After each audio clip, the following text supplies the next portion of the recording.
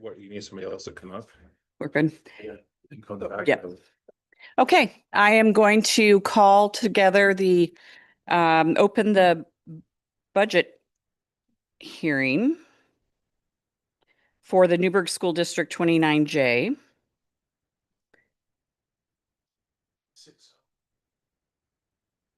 6 o'clock. Okay. And then it's basically if we have Mike. comment. If we have public comment, that happens. Otherwise, we're just chilling for 15 minutes while we see if there's anybody that wants to make public comment. Okay. Is there anybody in the audience that would like to make public comment regarding the budget? Okay, then we will keep this part of the meeting open for 15 minutes and then we'll adjourn if we don't have anybody come to speak, and then we'll go into our regular scheduled meeting, okay? Thanks.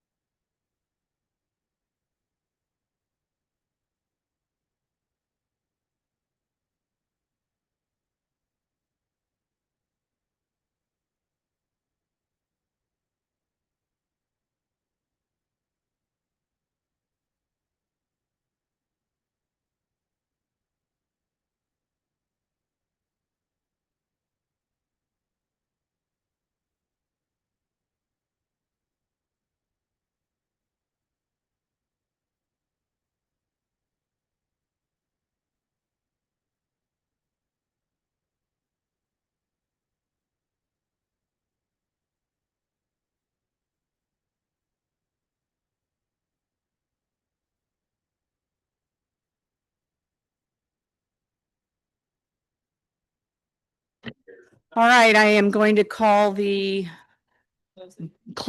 budget committee for the 2026-2027 budget. And now I will open up the board meeting for May 26, 2026, and we will start with the flag salute by Director Wolfer.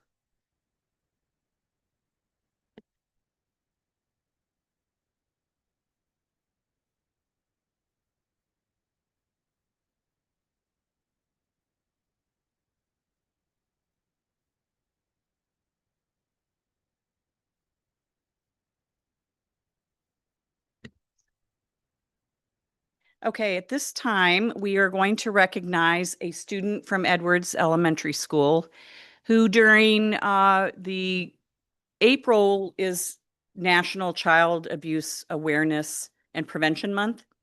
And Juliet's House does a contest within our schools to have a student designed t-shirt, which I'm wearing and Ashlyn is wearing. And I'd like to have Arlette and her family come up if they want to all come up and maybe what we can do. Is there anybody out there that's just be careful there. So this is Arlette. And you can see she designed a very, very cool t-shirt that we have used around the county this year to bring recognition to the importance of protecting children. So we wanted Arlette, she's a very busy young lady. So April, we tried to get her. May, we just are squeaking in there, Arlette, with you being here. So thank you so much. Do you have anything you want to say about your t-shirt design? No? Okay. Well, we really appreciate it and think that you did a really lovely job with the t-shirt. And so at this time, I think what we'd like to do is take a picture with the board, all of us. I'm not really sure how the best way to do that. Is there Kim, would you mind coming and taking a photo? And Arlette's mom, if you want to take pictures, you can. If you want to come up with us, you're all invited. Just be really careful with the violins that are there.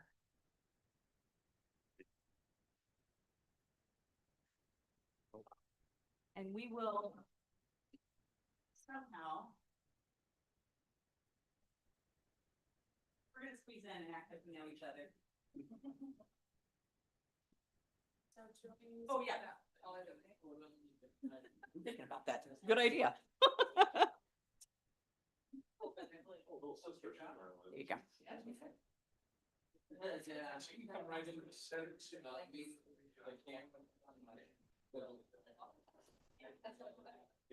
Okay, we might have to squeeze in a little bit more. Okay. There you go.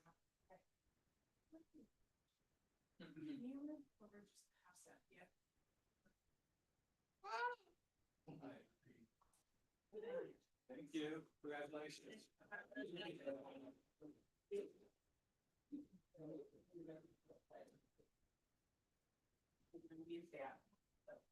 Thank you so much for coming.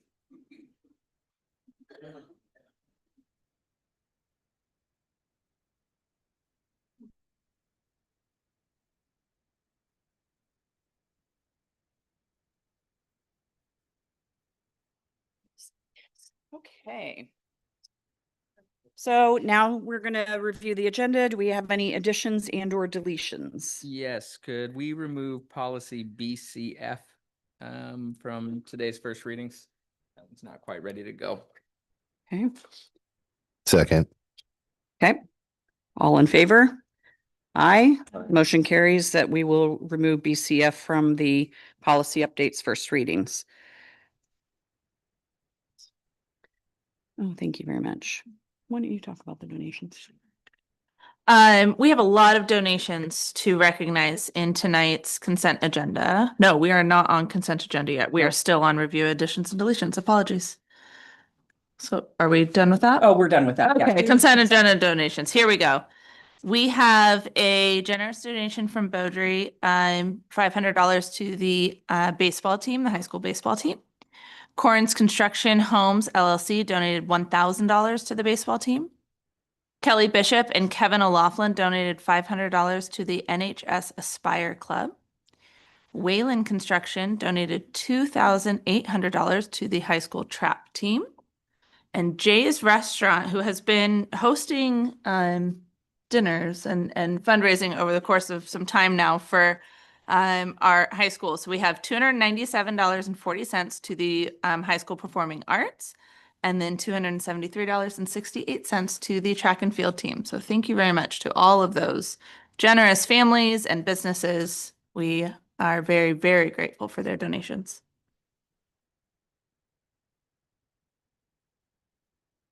Sure. So we have any questions regarding the rest of the consent agenda minutes or anything? Just a quick note, one of our public commenters last meeting, Carly Barnett, her name is spelled Carly. Okay. Thank you very much.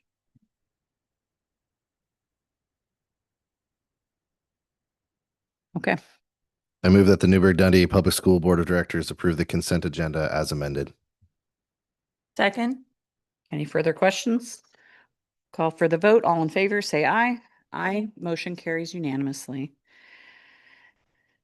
Okay, so now we have an opportunity to recognize two of our three new student representatives, Maggie Taylor and Rylan Waters, and Emmy Davidson, who isn't here this evening. So we're very excited that you guys did a great job with your interviews. I think that I think you'll learn a lot about what goes on in the schools, and I'm hoping that it'll be a very interesting year for you to participate with the board. And we really appreciate having our student representatives. So, you know, you're not just going to sit there. We're going to make you work. So welcome.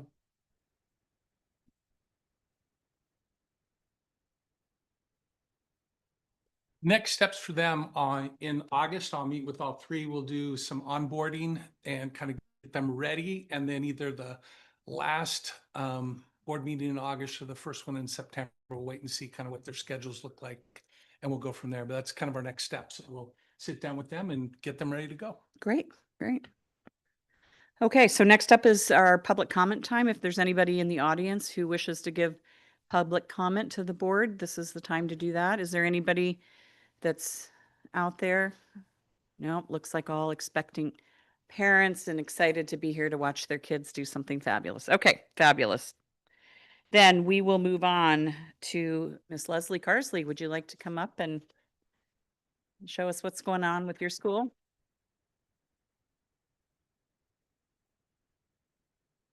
Just go ahead and turn it on and just have it go. Well, good evening, Newberg School District Board of Directors and Superintendent Dave Parker. As the instructional leader at Joanne Austin Elementary School, we're really excited to be here tonight to share what is going on and some of the challenges. We've put together a slideshow PowerPoint presentation that's just going to run through as I speak and as the children speak and as they perform for you tonight. I talked about some of the challenges, but you know what? There's always going to be challenges. So tonight we're going to focus on the strengths of Joanne Austin and all of the hard work that our staff and students do together and what brings us joy. First of all, I want to acknowledge our staff members who are here in the room tonight. Jennifer Underhill, a second grade teacher, Janet Clark, our music instructor, and Jaylene Hardeman, our secretary. And then, of course, all of the children who are in attendance tonight with their parents. You're going to hear from them in one or more different ways in just a few minutes. I think Joanne Austin probably deserves the award for the most parents and students at a board meeting. So another big thank you to Jennifer Underhill for creating the template for tonight's slideshow you've been watching, and to all the staff who added pictures. And Nathan, if you're able to, you can just go ahead and have that go through. That'd be great as I'm talking. who added pictures and bullet points, and then to Miss Abby, our counselor, for putting the final touches and then putting it in the hands of Nathan for tonight's display. So thanks to all of them. So Janet Clark, our music instructor, is going to come forward, and she's going to talk a little bit about the Joy program. And we have 4 students who are going to play for you tonight, just real simple. And our 4 students are kindergartners Hayden Wolfer, Atticus Allen, Sloan Houston, and our first grader, Dorothy Pruitt.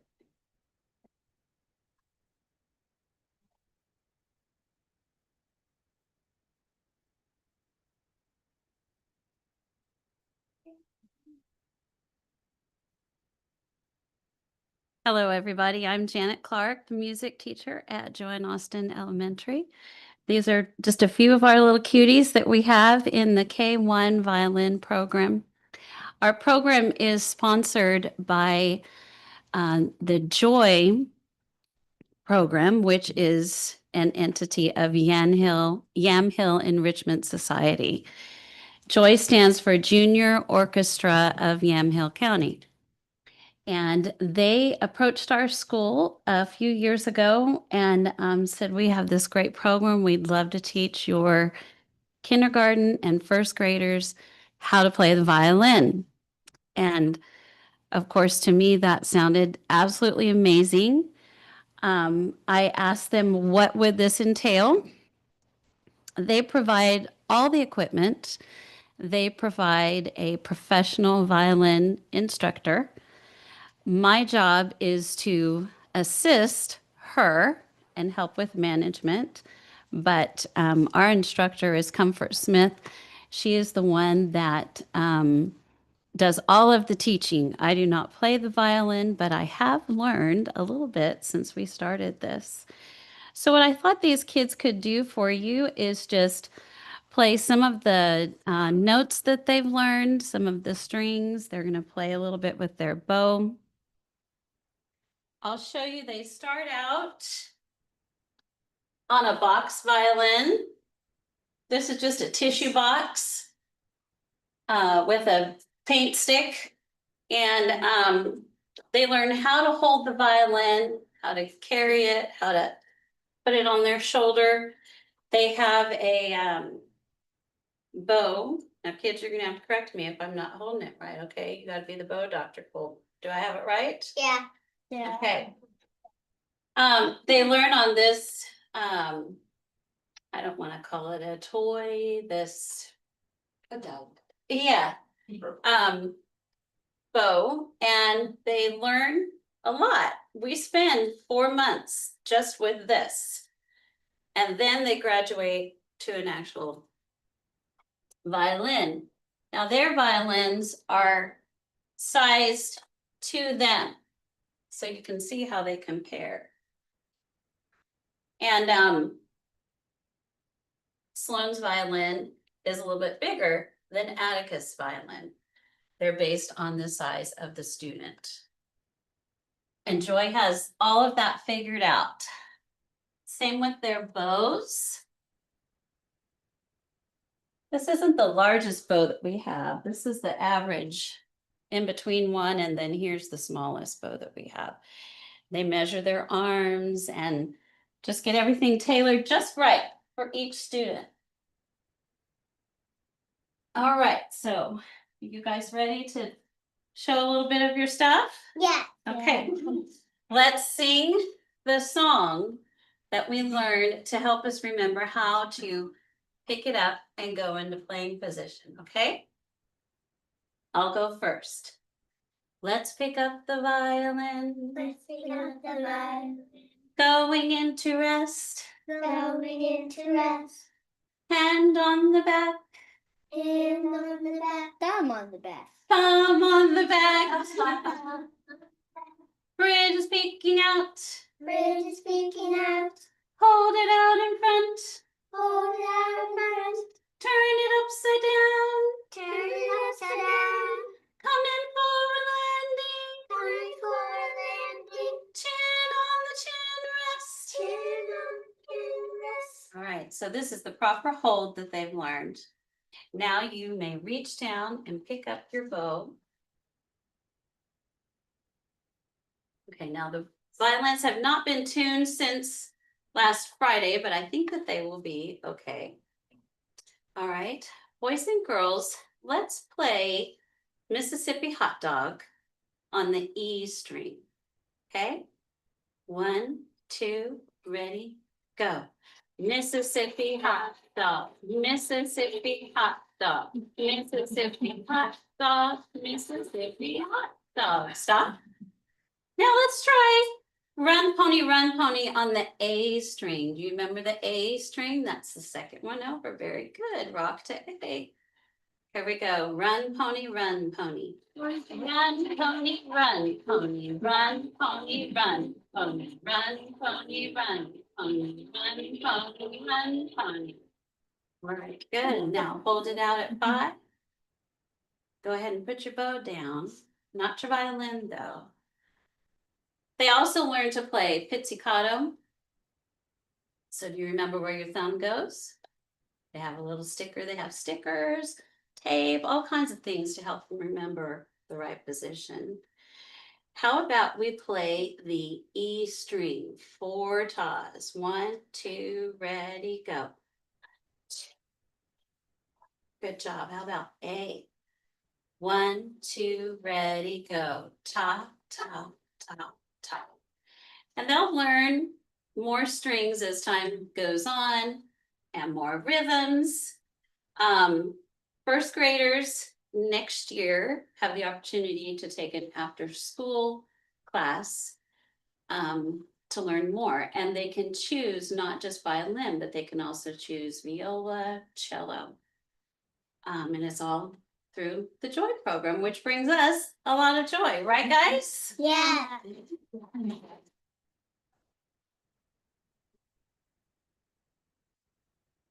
All right, friends, can you put your violins down? And Nora, can you come and join this group? Please come up here to the microphone. Okay. I've asked my 5 students to talk a little bit with you tonight about what is something they really enjoy about being a student at Joanne Austin Elementary, or if they'd like to speak about something that they've really enjoyed about the Joy program. So, Nora, speak right into that microphone. Something I enjoy about Joanne Austin Elementary is that all the staff and teachers are always here to support all the students at our school. Thank you very much. Sloan, can you talk to us about the? There you go. My name's Sloan and The Joy. and that my parents watched and I stand on stage and play my violin. And can you tell us about that violin that Mrs. Clark showed? Can you tell us where you got that violin? I got it for my birth. So you got it from your birthday, and who gave that to you? My mom. All right, that's pretty special, isn't it? And there it is. Do you want to hold it and show them? Hi, you're pretty cool. All right, you can go back, my friend. Dorothy, come on up. You can talk about something you really like about Joanne Austin. That there's lots of substitutes and people really collaborate together. Awesome. You're remembering those character traits, aren't you? What's the character trait for this month? Perseverance. Yes, perseverant. Good job, girl. All right, Miss Hayden Wolfer, come on up here, girl. What do you especially like about Joanne Austin? I like spending time with my teacher, Mrs. Hauff, and spending time with my friends. Oh, good job. Good job. And you love Mrs. Haupt, don't you? You'd like to go home with her, wouldn't you? Yeah. Yeah, your daddy and mom might miss you though. All right, Atticus, come on down, friend. I like that. Just go. that we got to play the violins.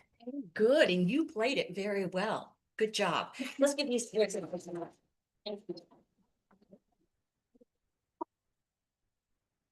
Well, as you can see, we have a lot of great students at Joanne Austin Elementary who bring us joy, they bring us laughter, amazement, and wonder each and every day. So at this time, I'd like to move on to our student spotlight, if that's okay. So due to the fact that we have so many great students at Joanne Austin, the decision was really difficult. But it was decided that we would focus on a fifth grader as a final hurrah of their time at Joanne Austin Elementary. Boys and girls, you can go ahead and be seated. Thank you so much. So tonight, our student spotlight is a fifth grader in Mrs. Sales 4-5 class. This young lady is one of our positive leaders at Joanne Austin Elementary. She is a quiet leader who is always willing to help with projects at our school, whatever the need. She will be a wonderful incoming sixth grader at Mountain View Middle School. Margot Sherman has had excellent attendance during her 6 years at our school with a 98% attendance rate. During her time at Joanne Austin, she's only missed 22 days of school. Her parents are Michael and Emily Sherman. These fine individuals, along with her grandparents, are why Margot is the outstanding individual she is. We're looking forward to continue the partnership with this family at Joanne Austin, as Margot's sister Charlotte will be a third grader next year, and her brother Max will be starting kindergarten. So Margot and family, will you come forward, please? And I'm going to have the whole family come forward because this is a family affair for this family.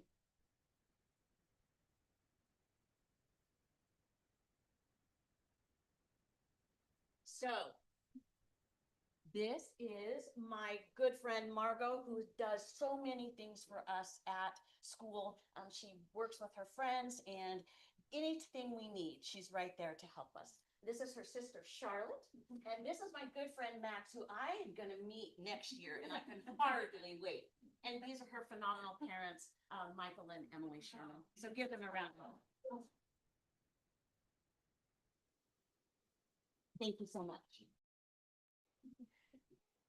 Well, as with our student spotlight, the staff spotlight was equally as difficult, as we have so many fine employees who come to our school each and every day to serve, with the goal of what can I do to support our students and then our colleagues. The person I would like to spotlight this evening is the face of Joanne Austin Elementary. She's the first person you see and or meet when you walk into Joanne Austin. She greets you with a big smile and oftentimes engages in small talk as a way of building rapport with the person on the opposite side of the counter before helping them with whatever they may need. Jaylene Hardiman is the queen of multitasking, a one-woman show at Joanne Austin Elementary, as she manages everything Joanne Austin Elementary as the secretary of our community. Miss Jaylene, as our students fondly refer to her, is a very caring, kind, nurturing individual who patiently deals with students who are not feeling well, offering them a drink, a snack, time to lay down, and rest, and if possible, quickly gets them back to class. She means business. Jaylene has learned about the behavior strategies that can be used with children the past couple of years, as she's been my partner in working diligently to support those students in making good choices so they can get back to class with their peers. Together with other Joanne Austin colleagues, we have come up with Plan A, Plan B, Plan C, and probably are on Plan D, E, and F, as we continue to make our quiet room and our calming spaces open and free to our students, doing an alternative activity that will help them make positive choices. On behalf of our Joanne Austin family and students, I want to thank Jaylene Hardiman for always being ready and able to handle anything that comes her way, as she's always trying to find a way to make things easier for staff, our students, and their families. Jaylene.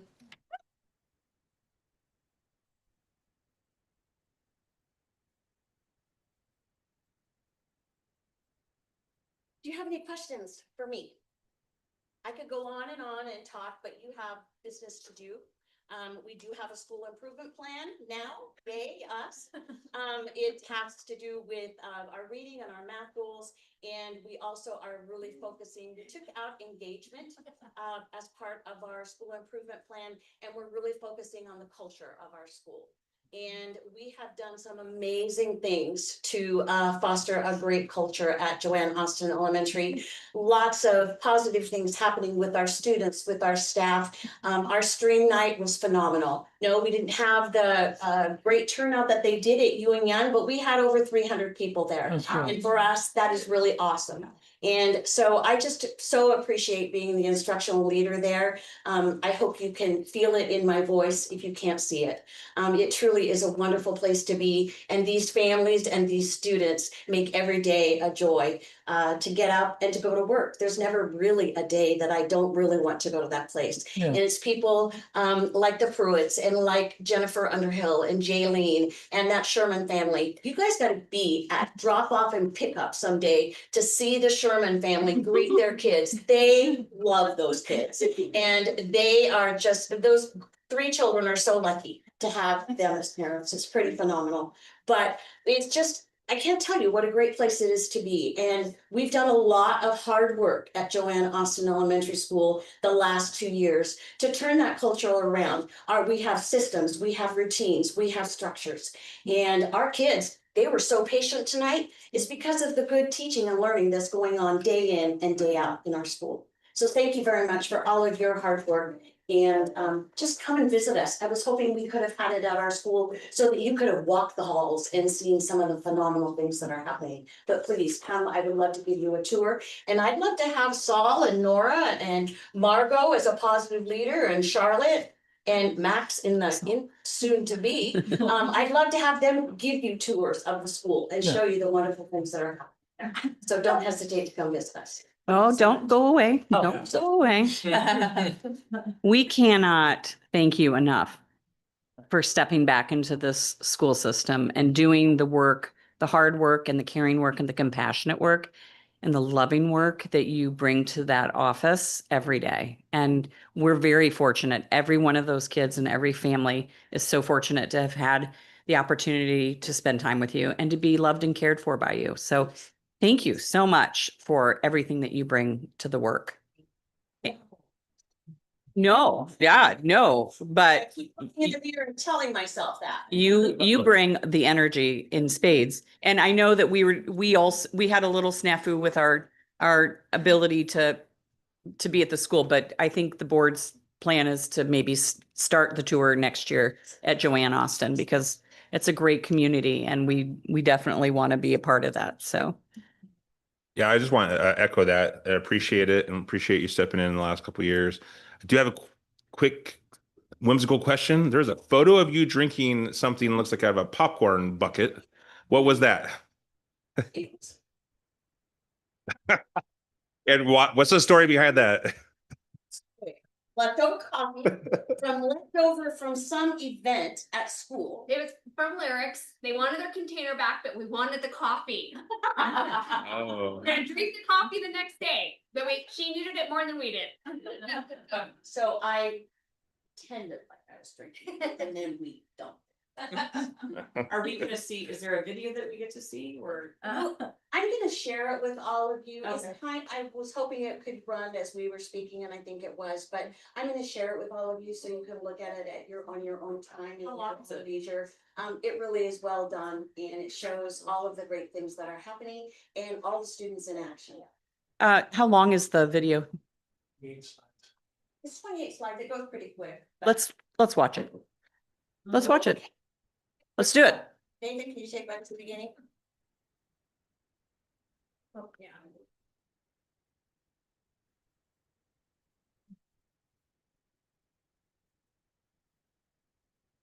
Here they are, learning the basics. Oh.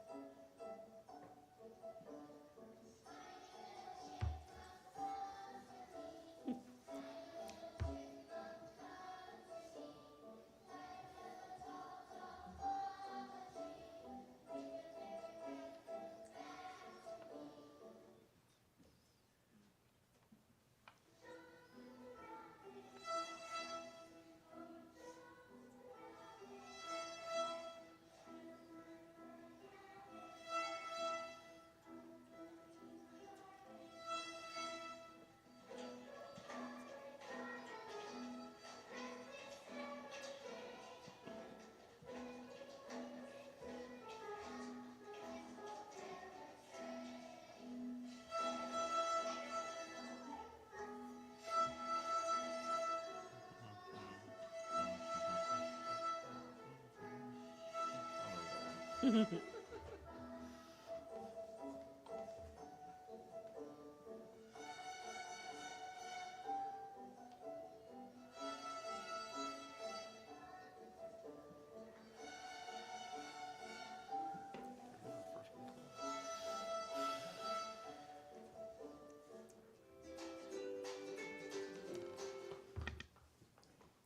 great. Thank you, everybody, for coming.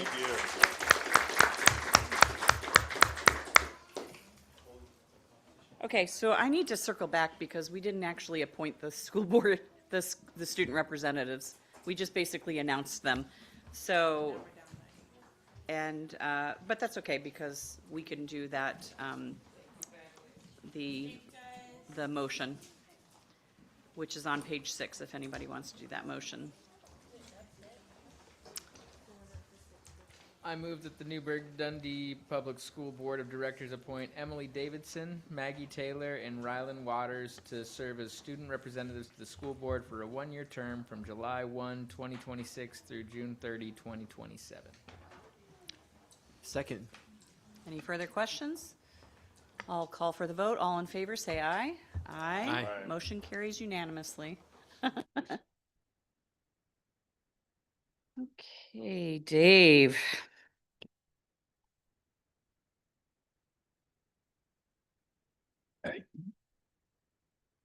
Get to my.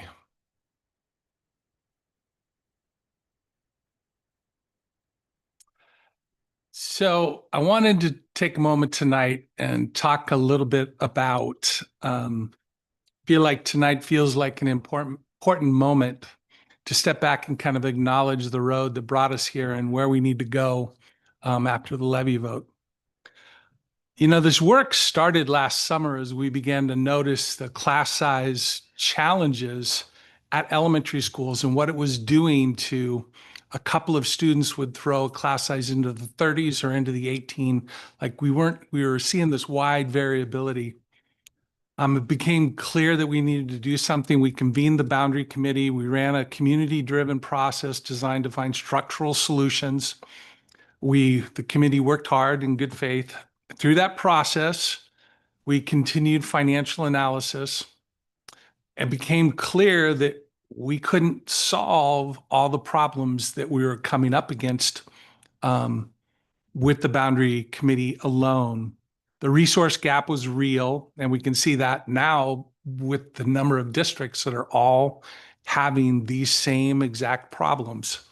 So that's why this board took action and put the proposed levy up on the ballot. It was important that we allow the community to have a voice in how we move forward. Well, I think the community has spoken, and we respect that outcome. Now we have to start to think about moving forward and how that's going to happen. Tonight, the board's going to, an action will be put forward about adopting the budget. This is that next step. We've been planning for this budget takes into account $5.7 million worth of cuts that we need to make in order to make our revenues match our expenditures. But I want to be honest that tonight's kind of the start.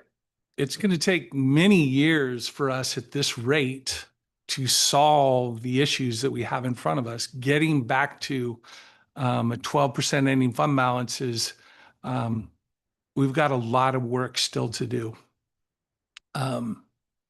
We're at the beginning of that climb, this budget doesn't solve that. This budget reduces about 35 positions, about 25 teaching positions, of which like 17.5 of those I think are directly out of the classroom. We have some other positions that we're also cutting. We've already notified all those individuals who are working hard to make sure we're treating everyone with care and dignity. But for 35 of the folks who are in our organization, we will be laying them off as of June 30th. I want to be direct about something else the board's been working on, even as this budget moves forward, we've watched our ending fund balance continue to drop because of adjustments by ODE to last year's budget. Most of them are surrounding, there's a pot of money that ODE had, the districts put in estimations of how much money they would need. And now as they're reconciling that, the other districts did not estimate well. And so it's the same pot of money, but there's more people who want it. So that means we get less. And so those have been some of the adjustments that have been coming through. I think that shows that we're going to continue to have to look at expenditures moving forward. And I just want to put it out there that in the summer and in the fall, we're going to have to continue to identify reductions. It's not stopping with that. So tonight's budget is a necessary step, but it's not the last step. We still have more work to do to identify how to become more efficient. I'll definitely be starting the planning around reseating what we called the boundary committee early, but really it's looking, maybe it's better said, school consolidation. Like, what are some of the ways, what are the other ideas? And I will say, over the last 4 months, I've had 35 plus community and staff meetings. So, I mean, I've gotten quite a bit of feedback from folks on other ideas. And so we'll be looking at those ideas, and we'll be reseating this committee to begin to talk about that. I think the timing on this is like right now I've got to get planned up. I think August, we need to start meeting.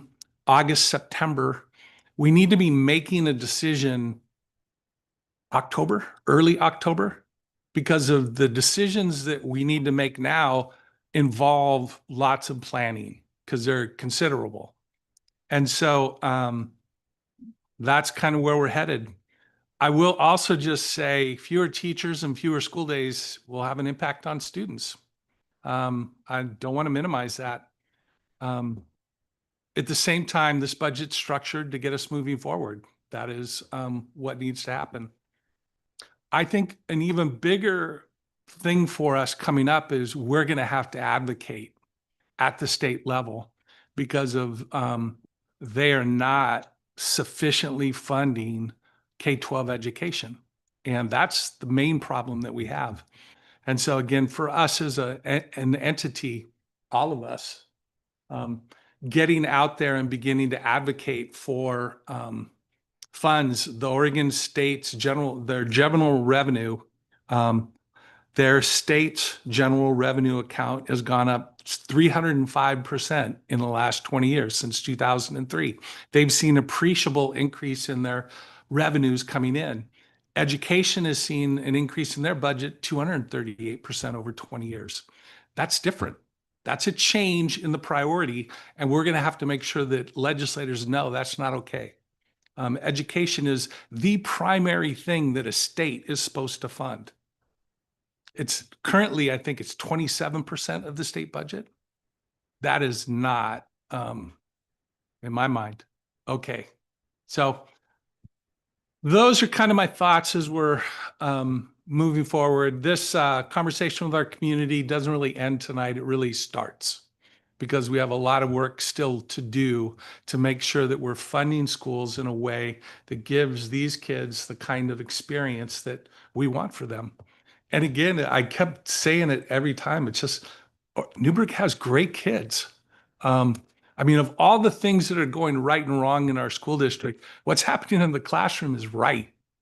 It's good. We have lots of adult challenges that we're working through, but what's happening in classrooms, that's not one of the challenges. So with that, I'm going to close my thoughts tonight about kind of the levy and kind of the work that we need to do moving forward. I'll take any questions that you might have, though.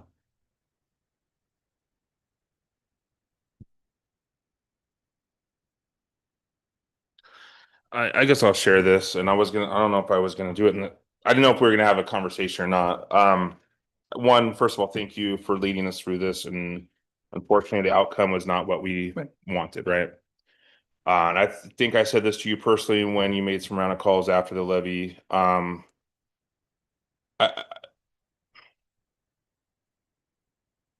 I think, yes, we need to reconvene that committee. Then now what we says, I agree, call it consolidation, not levy, I'm sorry. Boundary, the Yeah, yeah. committee, not the levy, the Yeah. committee, we need to reconvene them.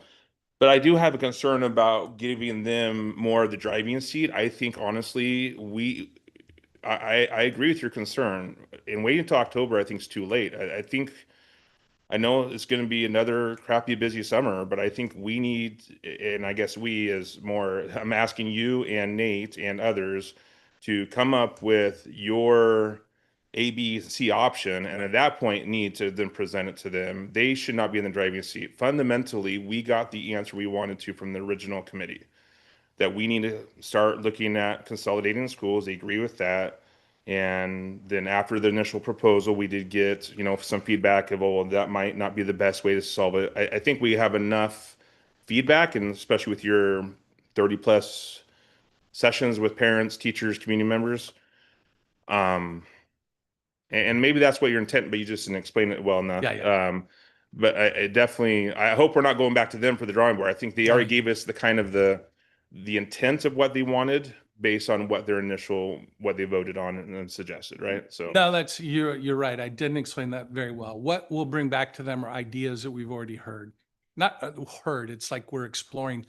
Nate and I met today to actually walk through kind of, here's the scenarios I need played out in dollars, and to bring some of these ideas back and have them provide feedback, not so much the creation of, but again, I'm open to, like, again, lots of these ideas that come from lots of different places. I got an email just the other day that the actual email idea doesn't hold up because of he didn't have enough experience with the organization, but the idea is still one that I have Nate exploring, because there's a kernel in there that's like, yeah, we need to have that answer. We need to know how much money does it save us and where does it go? But that's the plan, would be to bring back to this committee would be some thoughts and some ideas about what this might look like. great, thank you. Thank you.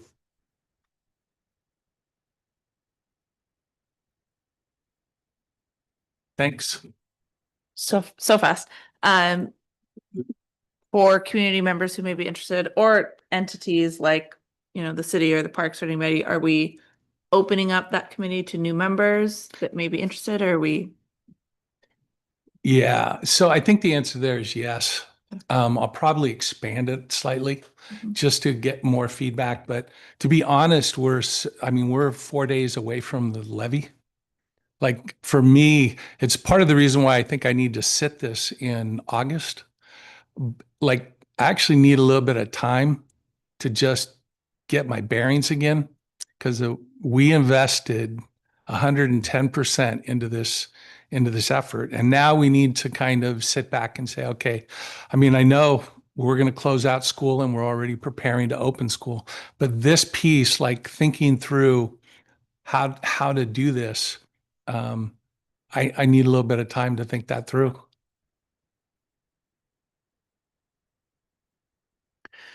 I don't know if we're going to get a financial update tonight, but I'm curious about your comment about the adjustments recently from ODE kind of eating into more of our ending fund balance. We already don't have a lot to eat into. Are we taking any other measures yet this school year to keep that as high as we can? Oh yeah. Again, I think that's all and I shouldn't say, I don't know, Nate will come up and talk kind of about I'm talking really about, you've seen the last 2 times we presented, it's gone down. Yeah. And he's told you kind of what those reports were. I just think people need to understand that when you see that, like, this budget was produced in December, January, April, the committee sat, but we've seen changes since that budget's met. And so we've got to continue to do some work here. But I wouldn't say that, like, I don't think they've called this last week. So, it hasn't been that recent, but it's just like the overall trend here means that we're going to continue to need to do work around some stuff. I also don't think, one of the questions I just, I think I was answering for a patron was around administration. In the budget book, you have a staffing sheet for the last 10 years since 2015. What you'll notice there is this year we had 22 administrators. Last year, I think we had 23. That's lower than any other year except for 2018 when we cut the last time. All the rest of the years are 25, 26. We're at the lowest level of administration that we've had in a long time. Next year, we're at 20, which is, again, the lowest level I mean, our chart stops at 2015. I'd have to go find, but my memory of 2012 is we're at the lowest level that we have. I also went through and started to graph the salaries of our administrators versus our comparable districts. We never get above average. So this notion that we have overpriced administrators and we have too many of them, none of that is actually factually true. So again, there's just a lot going on here. Sorry, I went off on a tangent there, but Well, and it also disregards and discounts the work that the administrators do. I mean, they don't just come in and walk in and sit in a desk all day. These are people that are enhancing and expanding the capacity of our teachers in the classroom. yeah. It's frustrating, but you did a great job of leading that effort, and I have all full confidence that you will help us navigate the next phase. Thank you.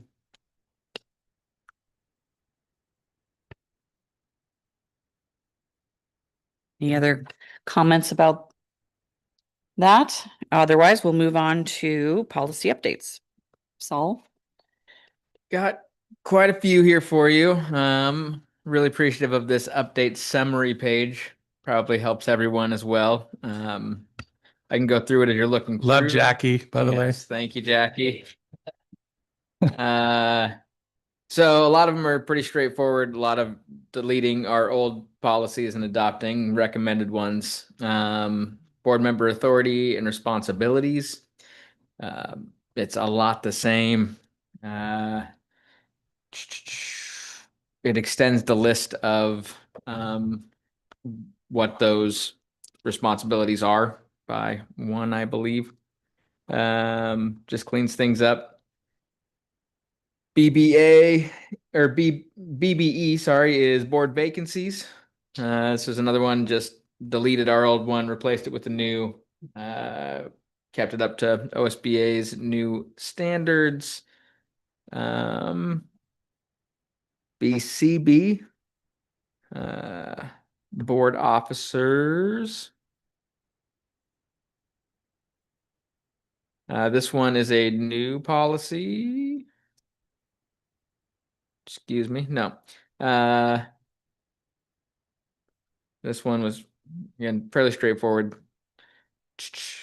Sorry, I got lost in my packet here. Yeah, it just works on what we do with replacing board officers. We talked a little bit about an AR version of making sure that we have the rules of engagement. What's the term I'm looking for, Dave? Rule of orders. Right. I don't actually Sure. Parliamentary procedure, just in the way that we're going about it. That won't be in here, but we had a good talk, and I think it's something we'll need to just have a conversation with as a board on how we want to go about those in the future. As there was, I think it's fair to say there were some issues with how everyone felt about the last time that we had appointed. And just to make sure we're all on the same page. hit that last part again. The last time we appointed, yeah, there was the issue is around kind of there's a nomination and then a vote on like board chair or vice chair. Like if there's two folks, do you nominate the first one and then vote, or do you nominate both? And like, how does that work? And so we got into kind of a discussion around like, how does that functionally work? Is it just the first person that gets nominated then gets a vote and that's it? Or Do we find a way to tally that? What are our conversations? I feel like we probably should be more open in our conversations around those moments rather than just, letting a vote happen without a good discussion, conversation about those, even though it can be a little uncomfortable in a public meeting to do that. And I think that's the part that we were talking about, the AR, like that might be, because this is very, I mean, most of the changes suggested here are from OSBA, they're legal changes, but that might be, again, something we lay out in a little bit more And order. the timing is good because we're going to be going into elections and, the change of the, in July. So, And so, but as far as this policy goes, the policy is pretty straightforward. It doesn't really get into that language because that's not the point of the policy per se, but felt But like- doesn't OSBA actually have I know maybe it's not coming to the policy committee, but don't they have an example of what the procedure looks like? They could. I don't think we saw the AR. Okay. So is the plan to have an AR prior to our July meeting? Or to at least have some sort of outline from OSBA? I'll work on that. And if, Sorry. I mean, it feels like at the end of the day, it's gonna just depend on how we feel as a board on how we want to proceed. Because it's not, as long as we are doing, there's a nomination and we vote on nominations, then that is correct. And you can read the policy. It's fairly clear, except it doesn't really have that conversation of if we have 3 people and maybe I want to nominate one, and is it just the first nomination gets that nod and the bump? Or how do we go about that? I think is a conversation we will have to have, probably not right this moment in policy update moment. But I think it's important as we were going through it to bring that up and probably see how we wanted to deal with it as a board. And this is BCB, right? We're Yeah. talking about. Yes. Because I think I think it's something also to look at as Robert Rules of Orders to fall back onto, because maybe that's where I'm thinking there is a procedural way to suggest, and I think it is all nominees get suggested up front, and then there's a way to break that down to what voting happens and how that happens, I think. But, yeah, We should so- have, So I think we should have that conversation because I don't know that it goes beyond once somebody is right. nominated and gets a majority of the vote, that anything else would happen after that. So just being aware of that. I'm sorry. Before we go further, are we having questions as we go down the list? Sure. Okay, so BBE, the one prior, the Vacancy. vacancies on the board, if I'm reading this correctly, is proposed as prop, worded on the final page of the propped one. There's a question: does this make sense? So are you guys proposing? We fixed that. Oh, you did? Okay. So my question there, if the vacancy occurs in a zone, in an eligible zone, a resident cannot be found, the board shall reopen the application period. And the conversation we had there was really around, like what it says there, if somebody from a zone isn't found, then you just appoint someone. The policy committee, that didn't feel right. Why wouldn't we just run a process for the district and get, Basically expanding it to the whole district. Right. If zone X doesn't have anybody, expand to the rest of the district to submit a new application. Exactly, Okay. but not to just appoint. The way the language read, it was like, if you don't find somebody in there, you just appoint somebody that the board, and that's Okay. did I quote that right? Yeah, it felt wrong to pick somebody from a non-list of people who would put their name in and made it non-competitive. So we worked on language that would fit that. Sounds perfect. Thank you. Okay. Board officers. This was a review, readoption. As presented, pretty straightforward on the board officer positions. BCF is not on here anymore. BD Board meet. Do we want to just talk briefly about what we want to go back and get a little more information as we got into talking about the specifics of that policy.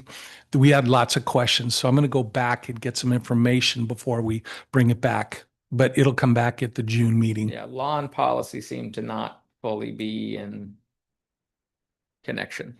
There was some legislative work that was done last spring around this, and it didn't seem to agree with what the policy was saying. So we want to go back and make sure we understand the law and we understand the policy. BD, board meetings, notices, and communications. Consolidated framework for public meeting notices and legal communications. One part in here is it has a suggested email signature template to prevent sharing emails that shouldn't be shared for us to add as an option. Essentially, like, do not reply all to this message. If you get this, delete it if it wasn't meant for you. Some really rather standard language that would probably be good for all of us to have in there. BDC, executive session, pretty straightforward. Delete the old, replace with the new. There were no edits that I was aware of on that one. Mm-mm. If I'm going too fast, please let me know. BDD, board meeting procedures. Delete old, replace with new. OSBA, no edits on that one.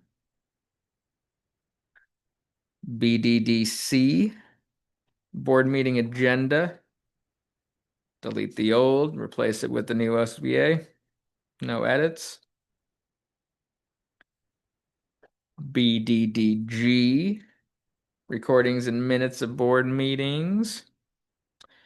Delete old, replace with new. No edits. CBA, qualifications and duties of superintendent. This was a get rid of the old, replace with the new. It was essentially the same list. It updated the language on 2 specific functions that you'll see in there. Just OSBA edits on that. CBG. Can we Oh. touch base on that? The superintendent, number 25 says, evaluate, the old language was evaluate the performance of licensed and classified personnel. And they changed it to provide for performance evaluation, which again, it just is, I think it's a little bit, my job isn't to evaluate all licensed, it's to make sure that evaluations are happening. And as I came in last year, that was one of the pieces that are really fallen off the board, is making sure that we had evaluation cycles rolling. So I thought that was an important change in kind of the qualifications of the SOUP.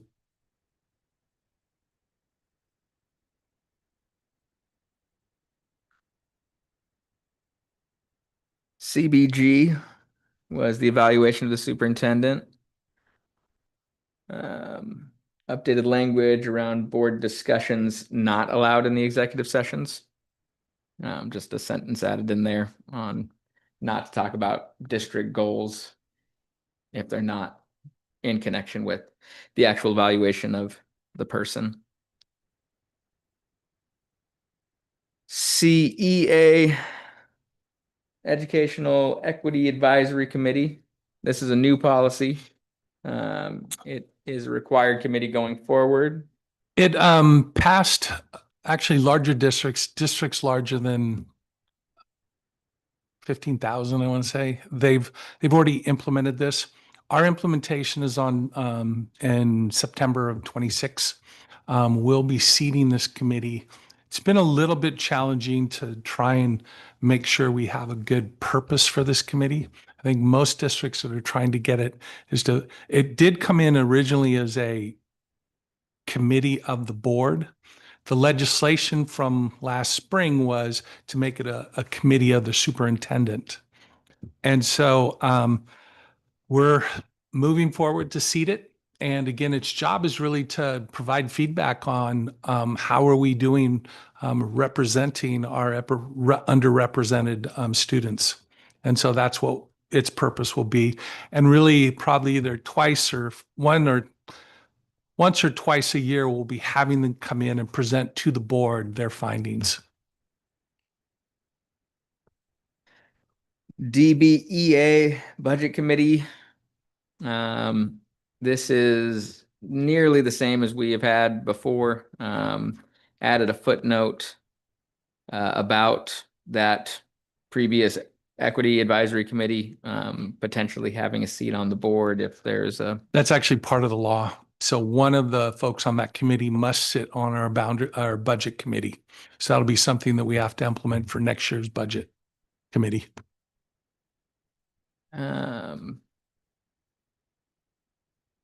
EBB is the Integrated Pest Management.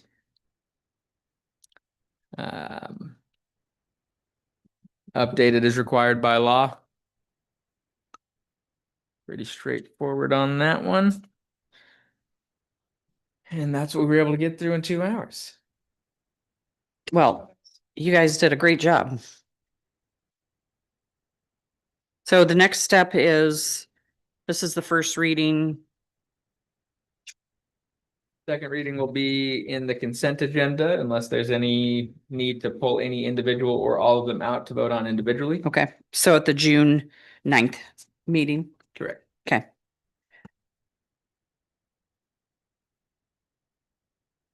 Any other questions? I don't have any, but thanks to the committee, that's a lot of work. You guys are doing a good job of getting through the 500 and some that we. Well, I will say the committee's having good conversations Yeah. about kind of the intricacies of the policies. So it's actually been, I think, excellent for us to go through and ask good questions. So.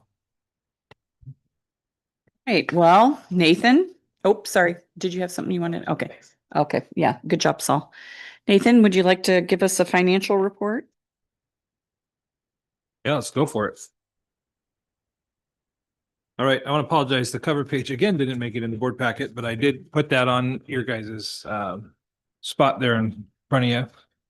So this is the financial report for the period ending April 30th. We will have one more financial report for May 31st in June. And then after that, we will have the June financial report. Won't be until we finish our audit when we get our final numbers, audited numbers for any fund balance and all the transactions that are in there. But as of April, I think I talked about it in the last meeting, April was a really rough month for us revenue wise.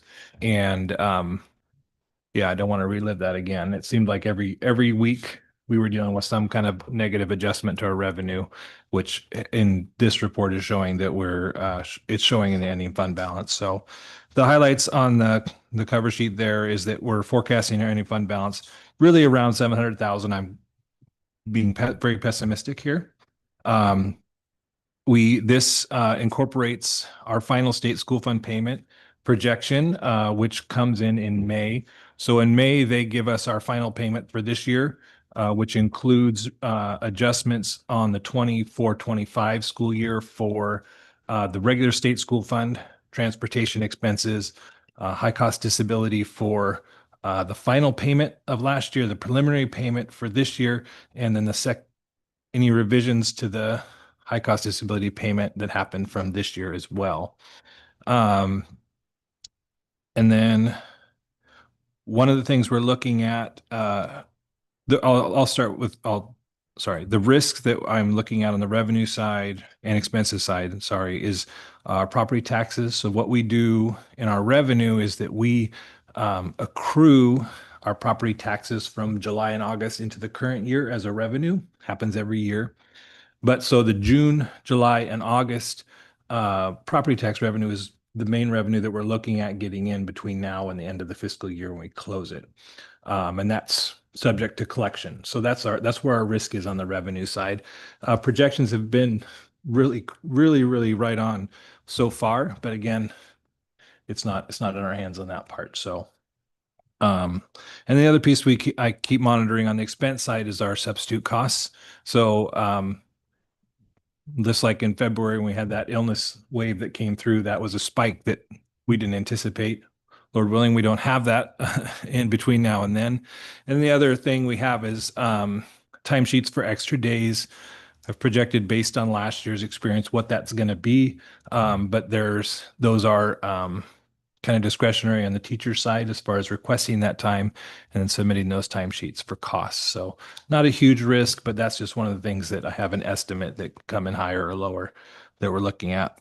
One of the other things. Hey, Nate. Oh, yes. Those are built into contracts, so correct?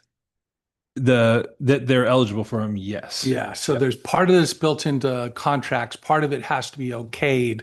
So that's what, again, makes it hard to manage because it is built into a contract that specific teachers doing a specific function can get extended contract, but not all of them put in for it. And we don't always know it until near the end. So again, when Nate's talking about a risk, that's the risk that we're kind of, he's trying to gauge. Mhm.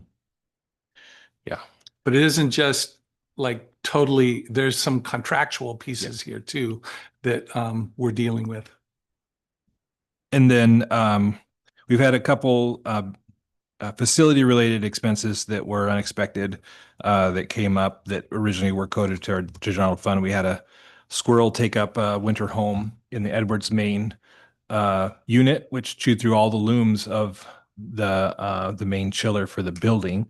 And so that one kind of caught us off guard. And then we've had actually some issues with the water at Edwards as well. Looks like at this time that it's poor workmanship from the bond that we're going to have to repair. And originally, again, those were coded to general fund, but we're looking at applicability of CET to help offset those costs there. And in that same vein, I'm looking at a lot of our repair costs and other non-personnel costs to see where else we might be able to code those expenses instead of what's in the general fund to try and help buoy this fund balance up a little bit more. So there's still work to do, and we're looking at that. But didn't have time to get it all done before this report, but I'll probably have some information in the June timeframe about how we're reassigning expenses where we can to help this. I have a question about one of those repairs. You're saying that was related to bond work. Uh-huh. So, I mean, was Edwards, what, less 2 years ago, max? Mm-hmm. So, like, why is that not covered under our bond work stuff? So there's two things. Number one, generally with the bond work, once they turn over the work to us, we have a 12-month period to identify workmanship issues, and then it becomes a conversation with the contractor whether or not they cover that. So because of the time since it's been turned over to us, it's outside the warranty period. Gotcha. However, Ben, our facilities director, has been in conversation with the contractor who has been here, who has been looking at it. They have addressed the plumber that did that. We don't have remedy yet. And until we have that remedy, that's why I'm looking at paying for it from another source. But there's costs up front to identify the problem. Sure. And I think 4 or 5 spots on that inlet line, we've had water running for 2 years. So just the transition between when it was turned over and turnover in the billing here, nobody noticed that the water at Edwards was as high as it was at one of the middle schools. So the city's, once we get it resolved, they'll give us some bill credit, which will be nice. Yeah. So things like that come up with buildings. Sure. Oh, but I appreciate it. Thank you. Yeah. One of the other things that's come up since this report is Jillian Filzarta has looked into some transportation reimbursement for our Foster and McKinney-Vento transportation. And she's done a good job digging into that with Shyla, and they've identified some new revenue it's not included in here. That once confirmed will definitely help too. So we're not leaving the rocks. We're turning them over. So it's good. What's the basic round figure there? We're looking right now. It's at 47,000. So it was a good surprising. I was hoping for like 7, but 47 was a great number. So that was good. So we've restricted subs on the classified side. We've turned off POs, purchase order creation right now, and are not allowing expenses that aren't directly related to the core of what we do. We're slowing down spending there, and then we have a hiring freeze right now as well. That we're just not refilling positions between now and June 30th. So with that, any questions? And then, there's some numbers in a new column on the report. If you go to the page 70, there's a column called resolutions. So that's where that last appropriation revision you guys did, that's where that change shows up. So just in case you notice some new numbers there, that is where that shows up. And then I was going to point out just on page 71, it shows this is in the wrong spot on the page. This is the general fund. I think this one is telling as we get to the end of the year where our expenses were heavier than when we did finish the budget last year. It just identifies that it's the person's cost that's driving high right now. So I just thought I'd point that out. That shows up there. Doesn't Sorry, mean can you elaborate? Because I'm looking at 71. I'm Sure. lost what we're trying to So say. if you look on the under budget on expenses, Okay. you can see that we're overspending because they're in brackets. Okay. In the ones and twos, which is our salaries and payroll costs and benefits. And then you can see we're underspending as much as we can on the purchase services, supplies and materials on that side. So that's where the impact on our plan is, and how it just shows how we manage to make sure that we're still staying within our appropriation levels. Gotcha. And again, appropriation is by instruction, support, community service, et cetera, not by salary benefit and then discretionary counts. So Nate, there's a lot that's under purchase service, but what are the large, what are those expenses? So yeah, on purchase services budget, the biggest nuggets are going to be our energy and utilities, and then contracts with lot for special ed. Our service contracts are for like our HMS, which is our HVAC and controls. As well as our repair and maintenance is under 300s, which is that purchase services. So a lot of our building expenses come out of 300s, which is a big chunk of that too. I apologize. I was trying to find last month's report and I think I missed the high cost disability.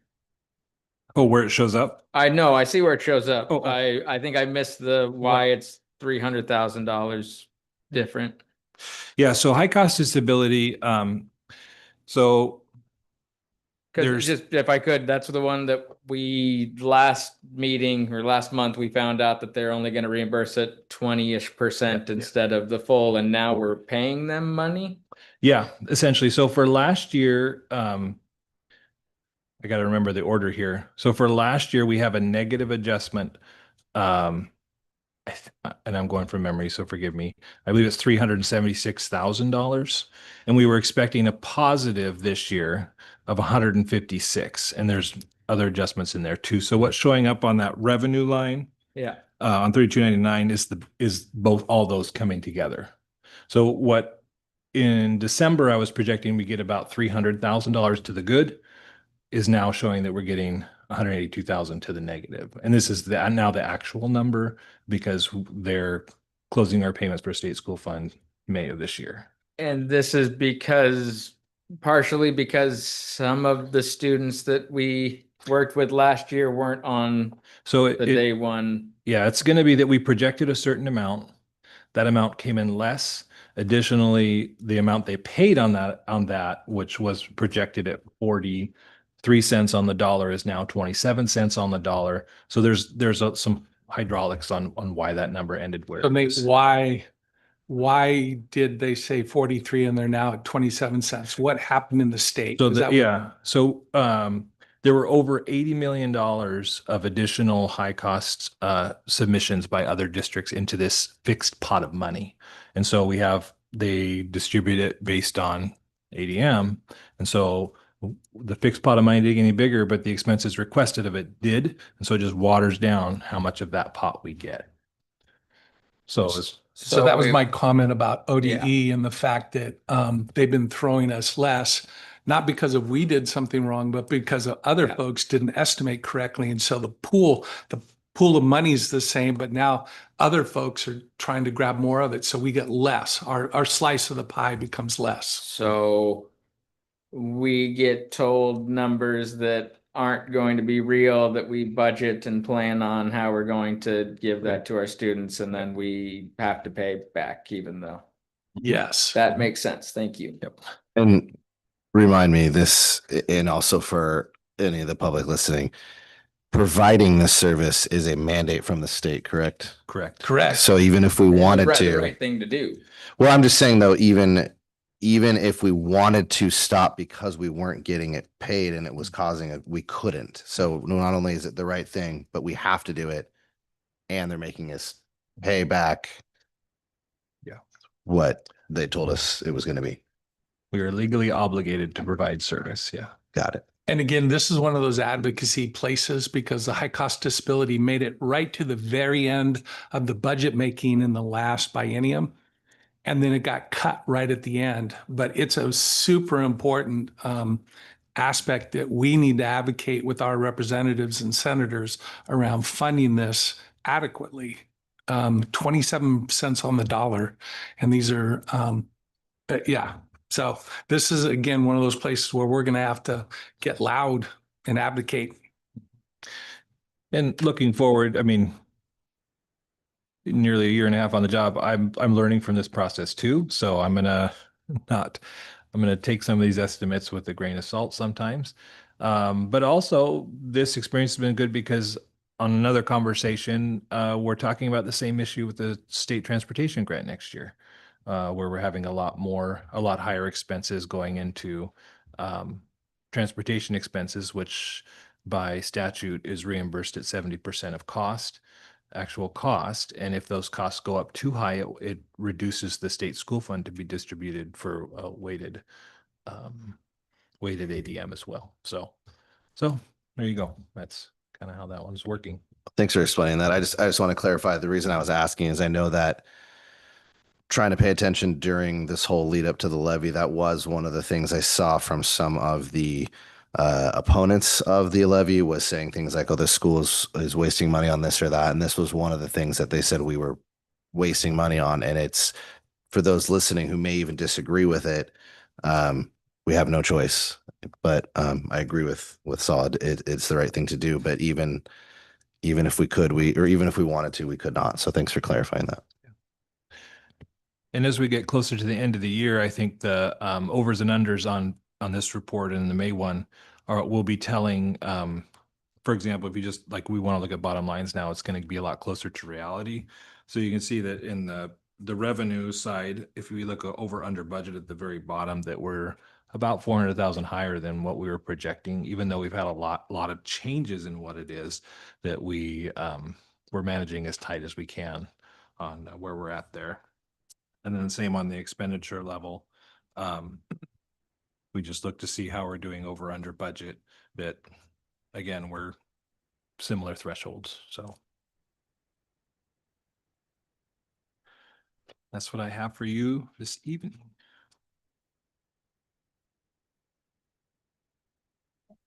Any further questions for Nate at this time?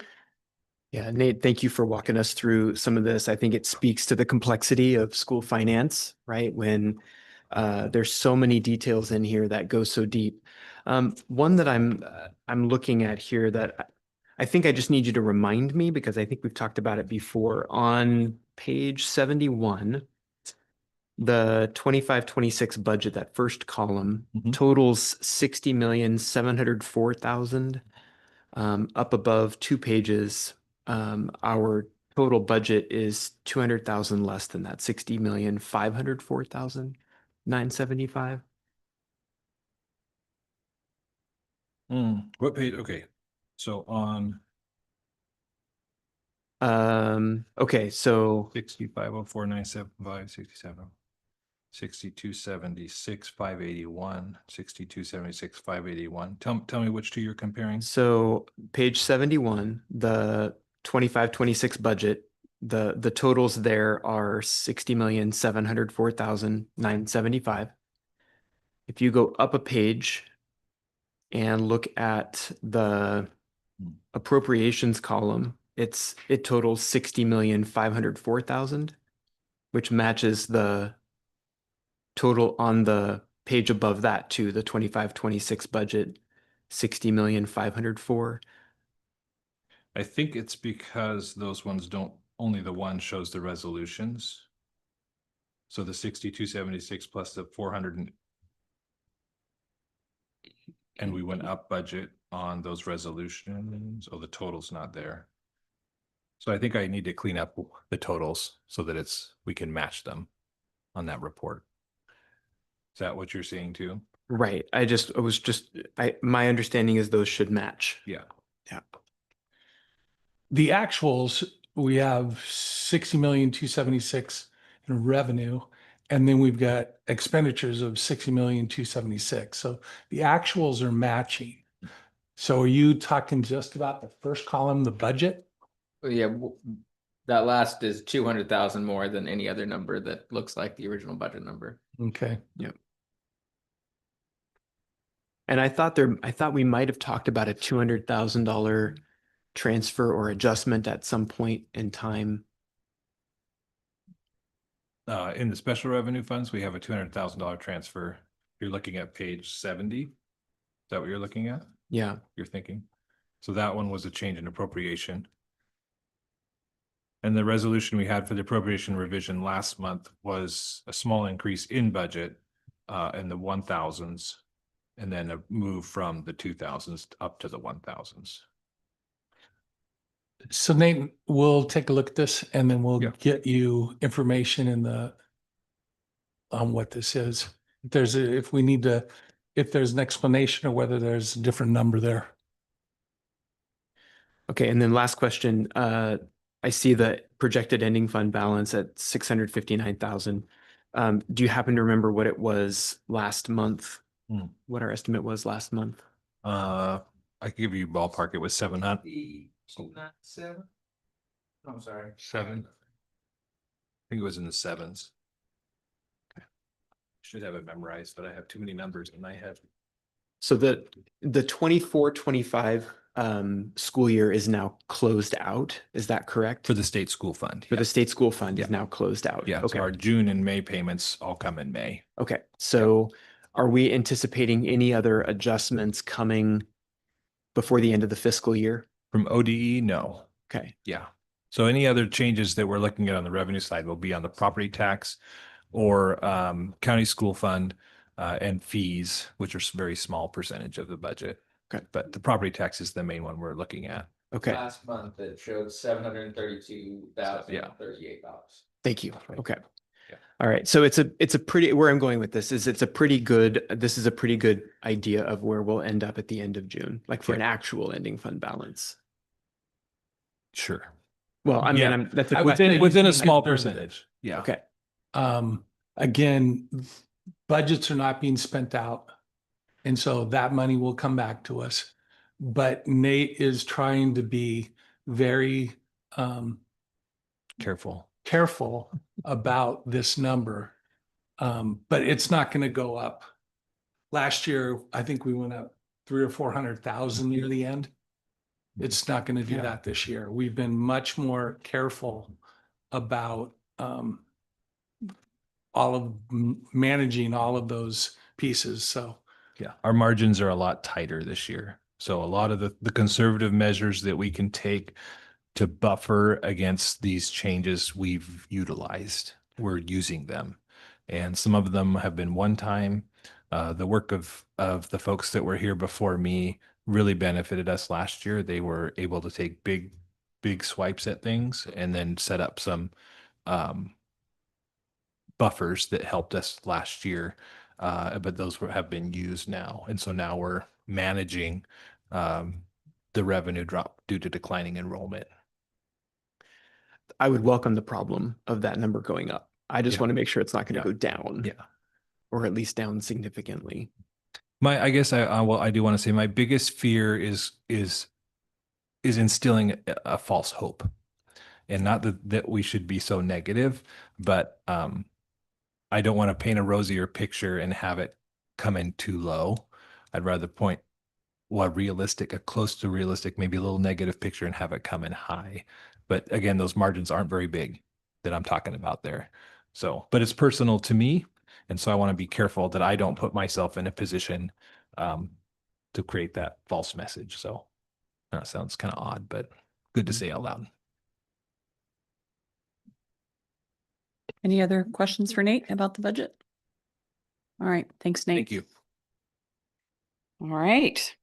Well, I think this is a time that we're recognizing our student representatives and get to let you know how much we appreciated you. Dave, do you want to sort of? Yeah, lead you it know, on? last time you weren't here, so we didn't get to recognize you, but tonight we want to recognize someone who represents the very best of Newberg. And our community. Cole Isaacson has earned this recognition, not because he's the number of activities he's involved in, but the way he approaches each one of them. And I think we've seen that, which is you just bring such a authenticity to your work, and we appreciate that. You lead through service, you're mentoring younger students. When I read the article, I didn't even know all the things that you were doing. Representing students on the school board, competing in athletics, supporting youth programs, playing in the orchestra on Friday night. Just again, really outstanding. One of the things that stands out most about Cole is that he understands leadership is not about attention or recognition. It's about listening, learning, making a positive difference in the lives of others. You always come prepared, thoughtful, willing to ask. And even to the extent where there were a couple of times like we asked you questions and you gave us answers. They were super. I was expecting you to answer as a teen, and you were answering as a very mature, thoughtful person. So I don't know. I didn't say that very well, but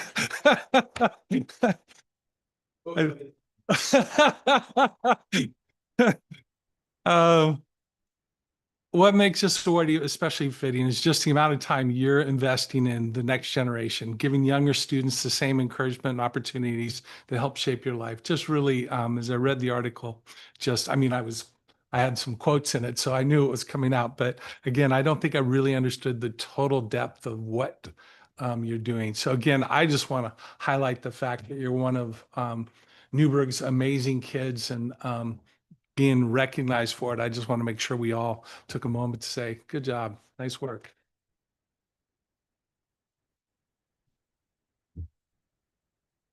We prepared some swag for you so that you can represent in college as you are headed out. So What kind of swag did you get? show them. Well, I was thinking that you guys were seniors and you're juniors, so we still have you to do some great work. So you got a cute little bag. Aw, cute. Ooh, a sweater. Wow.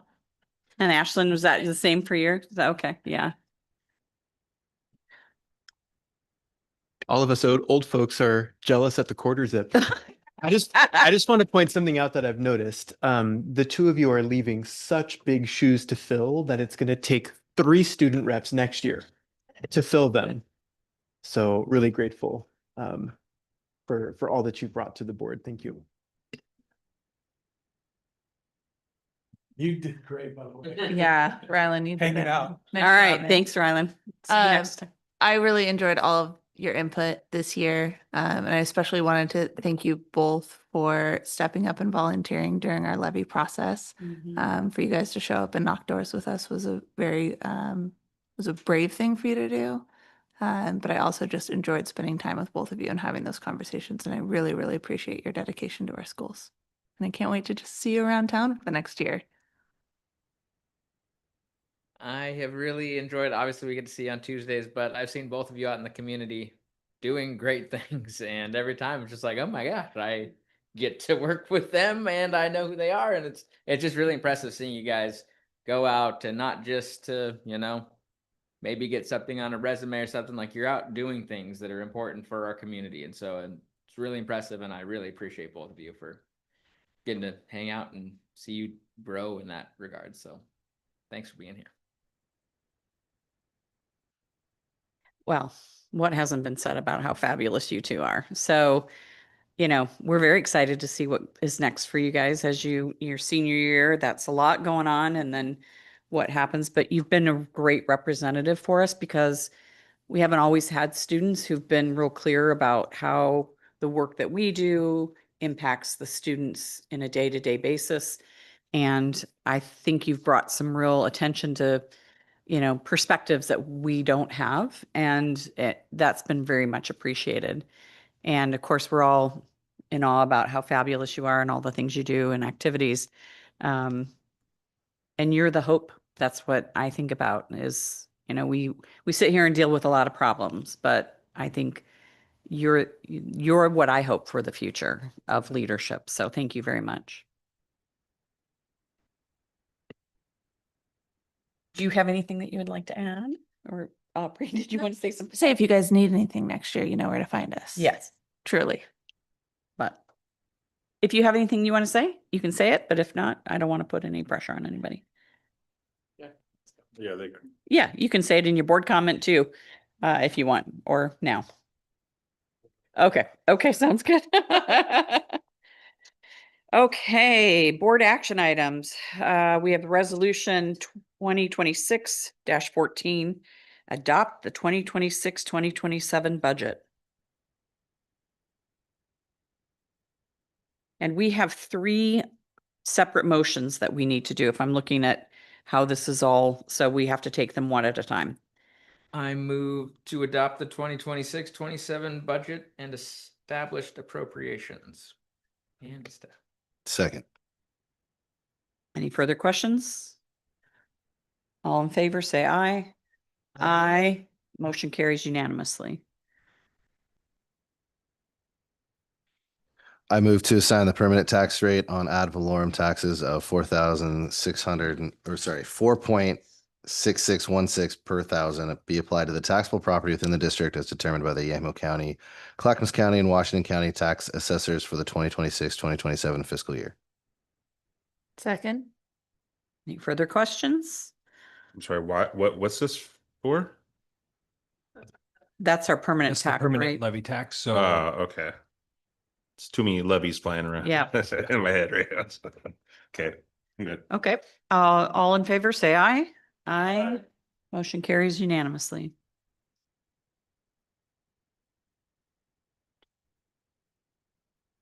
I move to levy the ad valorem taxes for debt service at $7 million. Second. Any further questions? We'll call for the vote. All in favor, say aye. Aye. Motion carries unanimously. can I add something really quick based on Jeremy's question? Okay. Just so you know, even if you guys levied a local option tax at this meeting, it does not, without the voters' consent, it could not go through the county. I just want to put that out there. So even if you were defiant, it wouldn't work. So. Okay, And So we're gonna put do courthouse. that.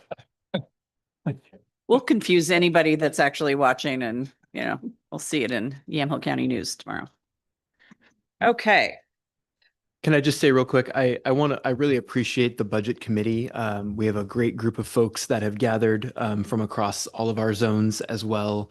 And I thought the process this year was very smooth. I felt like we were given adequate training. We had some great questions. We had an opportunity to ask those questions and get solid answers to clarify.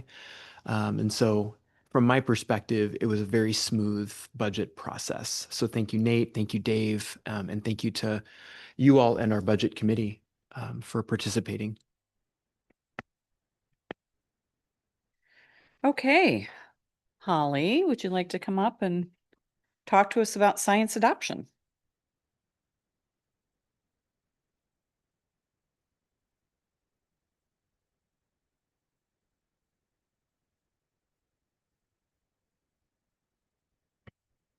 Thank you. Hopefully this is very quick. I was able to speak with you guys last time about the science adoption process. And so tonight, I bring to you just a basic motion to purchase the 3 different curriculums that have been chosen. And just again, as a side note, at the high school level, both ODE approved tools were piloted. And where we normally do a whole suite of physical science, biology, chemistry, and physics from one publisher, this time the staff is still torn between both of the ODE approved choices, and we're just working through what's the best purchase for cost and for use by them. So that's why you'll see in the last part either McGraw-Hill or Savas for physical science, but the rest is as presented. Any questions? Is there a timeline around that decision? Yeah, it's basically in the next week. I just haven't had a time to go over to our high school staff because they wanted to see the quotes from both of the tools and then really compare if it was worth the cost. One is a little bit more expensive than the other. So probably by the end of this week, we'll have that. Okay. Mhm. And so you're asking us to approve the adoption sort of in good faith that Absolutely. the it won't be any higher than. No, right. And it's really to purchase the materials and the values, especially because we have changes in numbers that we are still calculating that for our teachers, example, at the elementary level, we're getting those refined.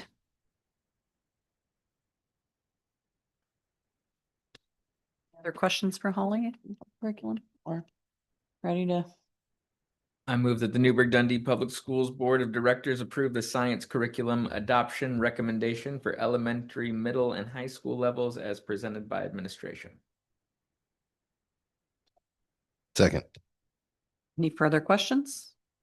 Call for the vote. All in favor, say aye. Aye. Motion carries unanimously. Thank Thank you you. very much for getting us through that. Thank you.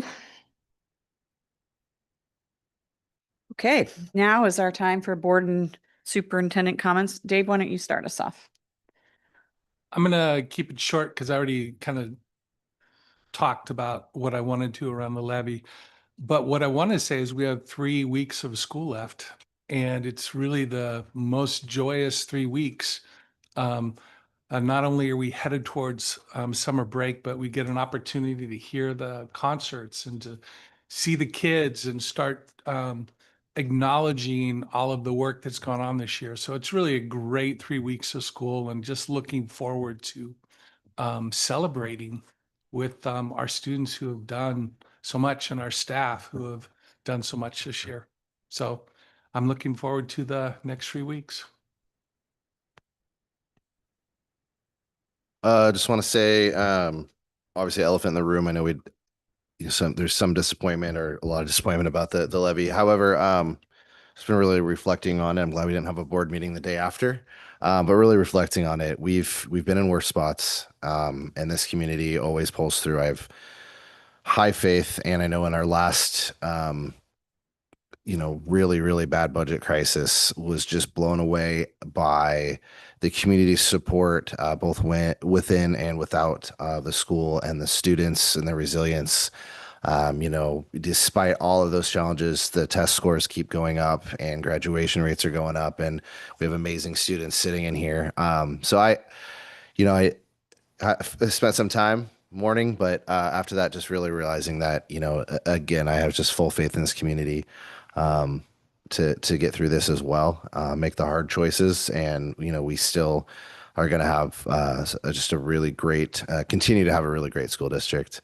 And on that note, I'm just really excited for graduation for all the students that are doing that. They've earned that. I remember how great that felt, and just really, really excited for them, and can't believe we're already at the end of the school year. There's only a couple weeks left, and that's just insane to me. So just really good job to all the students, the ones sitting in here, and as we've talked about, and just all the other students out there, just at all the grade levels, just doing killer work out there. So yeah. Big shout out to the Joanne Austin community for showing out today. It was really fun. I'm very grateful to that whole building and all of that staff for what they've done for my kids there. Just incredible stuff. I did get to see the whole kindergarten, first grade violin program. And so big shout out to the Joy program for doing that. That was really awesome to see kids getting a chance to have those in their hands. My son only told me that they had the Kleenex box violin. So I was like, this is going to be an interesting concert. And it's like, oh no, you've got a bow and everything. I wish I knew. So that was fun. I got to go see Tournament of Plays this weekend. It was awesome. One of my favorite acting events that the high school puts on. Just so much fun to see all the different grades get to do that. And yeah, into the school year, pressure gets put back on the parents. So thank you for all the teachers doing all the work so far this year.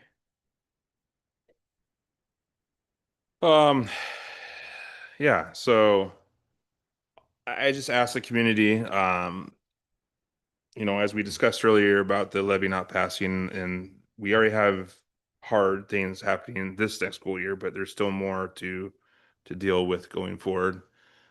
Just please be patient with Dave and the board and anybody that's part of that process. There's gonna be we're gonna probably break trusts of some people. We're gonna break hearts of others, and it's gonna be tough. But we have to do what we got to do to keep making the school district sustainable. So just please be patient with us over the next year as news comes about, and just be communicative, ask questions. Don't go to Facebook and be a warrior of whatever you want to be a warrior of. So just come to us, talk to us, come to our open forums or open mics and ask questions or make comments. Now more on the fun stuff. Miss a lot of performing arts stuff this year. I really kicking myself in the pants for that. But from the stuff I do kind of track, boys lacrosse has made it to the third round of playoffs. They're playing tonight against Marist. So let's hope they have a successful game there. They're playing the first seed in that bracket. So that's good. Boys baseball, which my nephew is a senior in, they beat South Medford at home last night in that crazy rain. And then we're playing North Medford has to now come back up to us tomorrow night for second round of playoffs. So that'll be fun. Better weather tomorrow. And I can't wait for graduation. Wolfer said, it's one of the funnest times. It's great to be out there. If I know you and you're senior, expect to get a selfie with me in the back as you're waiting to cross the stage. So thank you.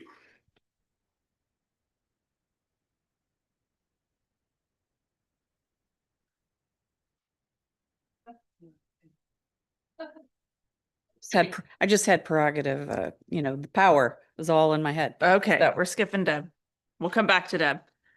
My goodness. Gratitude always, for everybody who was involved with the levy. That was a big haul. And Dave, you shouldered the vast majority of it. And I'm so grateful for the work that you did. There were so many volunteers. There were so many people working behind the scenes. So many of whom are our own employees and dedicated teachers and staff and admin who were all, at the end of the day, I too spent the next day feeling deeply disappointed.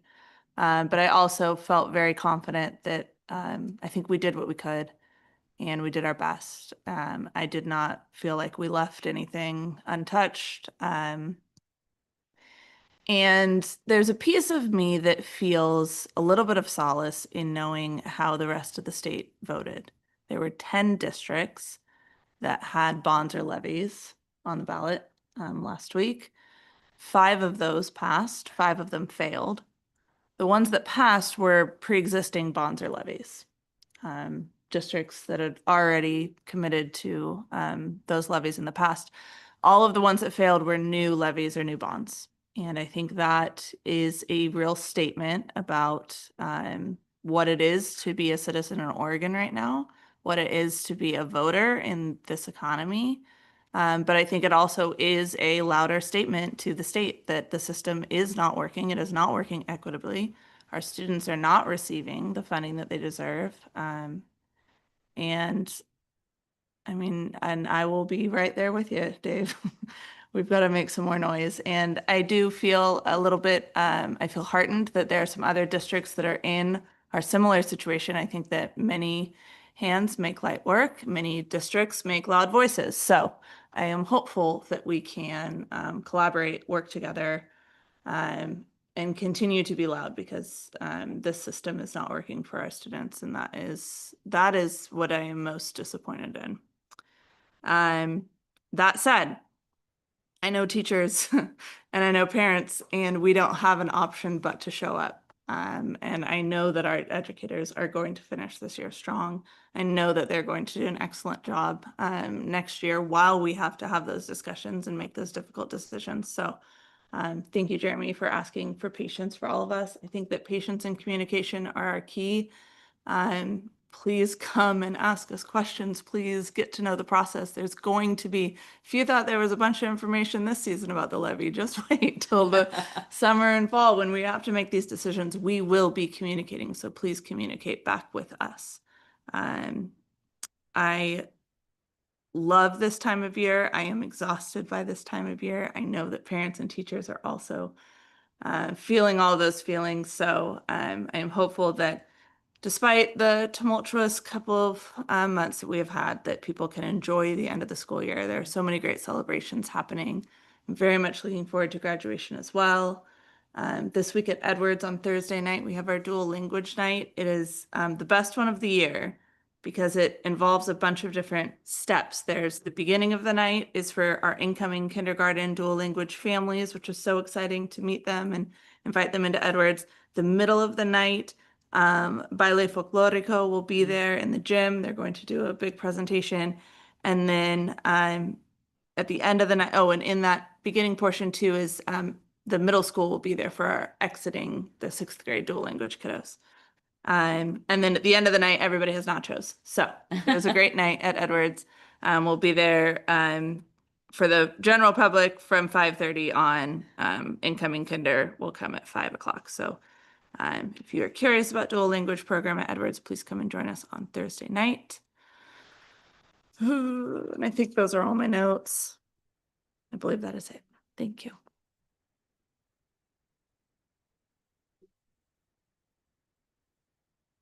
Thank you so much to all the teachers and staff who are wrapping up the school year. It is an exhausting end of the year usually, and our classrooms are a little more energetic. So thank you for all the effort with that. I also wanted to just, for Mountain View leadership, thank Tammy and Lindsay for, guiding the leadership of the Mountain View building through the end of the school year. And yes, disappointment about the levy. Also, moving toward commitment to figure out what sustainability looks like and to figure out the hard decisions that need to be made. So please make yourself part of the solution with us. Thanks.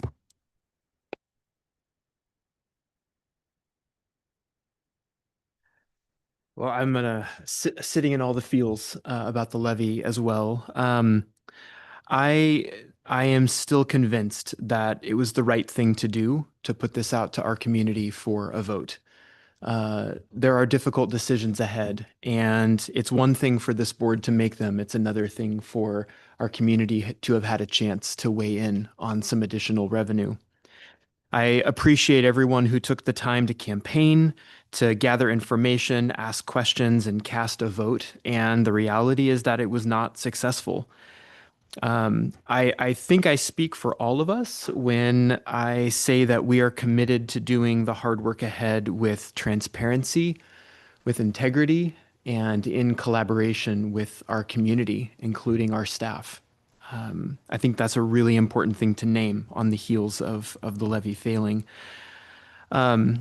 I appreciate Mrs. Carsley bringing the crew from Joanne Austin tonight. What a vibrant example of community and of learning. I also really appreciate that she started her talk tonight naming that we are focused on strengths and what's going well. There are always challenges. And I think zooming out from that, I hope that for our communities of Newberg and Dundee, because we're going to have a tendency to want to tell a narrative of scarcity. We're going to want to come back to that. And I wonder what it looks like for us to begin to train our eyes to see the richness that we do have, right? Not to put our heads in the sand, but to discipline ourselves to tell a more complete narrative. I wonder what that looks like for us to do that together. I want to say congrats to our seniors. I'm also looking forward to graduation and celebrating the class of 2026, which will not be you two yet, but I'll keep celebrating you for sure. I want to give a shout out to, I had a chance to go to both days of our track district meet held at George Fox. Congrats to all of the runners and the track athletes and the field athletes who competed, and especially those who are going on to state later this week. What a great honor to be able to do that at Hayward Field in Tracktown, USA. I joined Saul and his family at the Tournament of Plays. Congrats to the sophomores. That was a really fun event. So lots to celebrate as we close out the year. I'm going to take a little different approach to the end of the school year. School's out almost. It's summer break is great for so many of us. And I remember always that school is, for some in our community, the safest space that they have. And I'm grateful for teachers, for our counselors and our mental and behavioral health specialists in our schools, the people who put food in front of our students and who keep our areas clean. Just a reminder to all of us in the community to continue to support our students, make sure they stay connected and get the services and the resources they need throughout the summer. And we'll look forward to welcoming them back in the 26-27 year.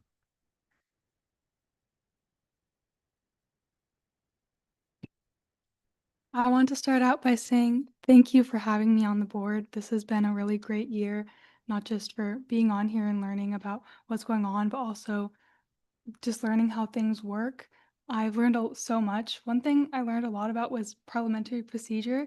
I was recently at a board meeting for the Pacific Northwest District of Key Club, and I was the only person there who knew how to use proper parliamentary procedure. And it was really fun. But Second. But I've just learned so much, and I really appreciate being on this board, and thank you guys so much for having me. And being on this board has also kind of sparked this passion for understanding how government funding goes to education. So this summer I've recently, in the past few weeks, I've been reaching out to students all over Oregon, and I've reached out to Cole as well, and we're planning on doing some campaigning with the state at the state level to promote more funding for education. So I've got some students from around Portland, Corvallis, Gresham, Lincoln, and we're gonna go at the state level to talk with Tina Kotek. But yeah, additionally, tomorrow, Thursday and Friday, we're doing a Italian soda sale at the high school for FBLA to help us get to nationals. So anyone listening and all you guys should definitely come during A and B lunches and get a custom Italian soda or flavored Red Bull or dirty soda or whatever you'd like. We have Shirley Temples as well. That'll be really fun. And thank you guys so much for having me on the board this year. It's been such a wonderful experience. And I do have one question. Are the budget committee meetings open to the public? Yeah, Okay. absolutely. Let's talk. Oh, and let's talk some more about organizing students. I like that idea. So I'm happy to provide any info I can, numbers and the rest. So yeah, let's talk, Ashlyn. Thank you. And that's all I have. But just again, thank you guys so much for having me this year. It's been such a great way to get involved, and I plan on still visiting some of the meetings. It just wouldn't have worked in my schedule for next year, but I do plan on attending some of the budget meetings and just sitting and watching sometimes and possibly giving updates about how our student stuff at the state level is going. So thank you all. I don't even know where to start. There's so many thoughts. The first thing I want to say is thank you so much for this wonderful opportunity I've had this year to be a student representative on this board. The growth I've seen in myself is incredible. I can remember my first board comments. I was so stressed. I was like, I don't even know what to say. I was like, I didn't prepare anything. Am I supposed to have like a speech ready? Like, what is this? But I feel much more comfortable towards the end, asking questions, getting involved in conversations. So thank you so much for that growth that you've helped me achieve. I loved having the Joy Kids here. I've had the wonderful opportunity to work with them throughout the year, the past year. It's an amazing program. If you or if anyone listening has kids, I would highly encourage you to get them involved with it. The benefits of music on a life that is backed up by so much research is just it's amazing, and it's such an advantageous thing to have in your life. I want to give a shout out to the folks who competed well at districts. I was there, I didn't do so great, but we had lots of folks who qualified for state and are getting to go and compete there. I want a special shout out to my friend Joey Taylor. He's put a lot of work in, and he gets to go to state now, so that's going to be super cool for him. I'd like to again invite you all to the concert this Friday for the orchestra. It's going to be super awesome. The band concert is Thursday, I believe. That'll be a great concert too. Yeah, I'm looking forward to working with Ashlyn to trying to figure out what we can do about the financial situation of the state and the education. But yeah, you guys are an amazing board. I've really enjoyed this time, learning a lot from you guys about lots of budget stuff that I would have never guessed before, or I didn't think that they'd have a policy about pest management. So it's an awesome experience to get to learn. So thank you. Well, I love hearing that you guys are going to try to do some legislative stuff. And I think, once you start researching who the legislators are, you'll be amazed at how many have served on school boards. And I think that is a great disappointment to me that so many have served on school boards and yet continue to devalue and what we need for our students. So I am very excited about that. Very good. I have some fun things going on. Well, just a reminder that Night of the Notables at Dundee Elementary is June 8th. If that is such a fun activity to go to. Ewing Young has their kindergarten and first grade music program this week. And I didn't get to go last year, but the year before I went, and I think I might have mentioned this. It was like in the chaos of all of our stuff going on, and I thought I can't get there. And then I drove past and I said, okay, I'm going to pull in. And that totally changed the trajectory of my mood. It was so much fun watching these kids. There was one girl in a Disney princess outfit.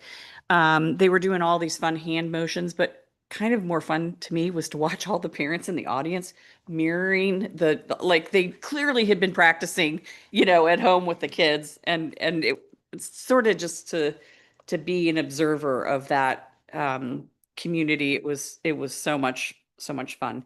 Tomorrow I am joining folks in Dundee for the bike to school, bike and walk to school. So I'm not really sure what that means. I think I might just be a crossing guard, but that'll be kind of a fun thing.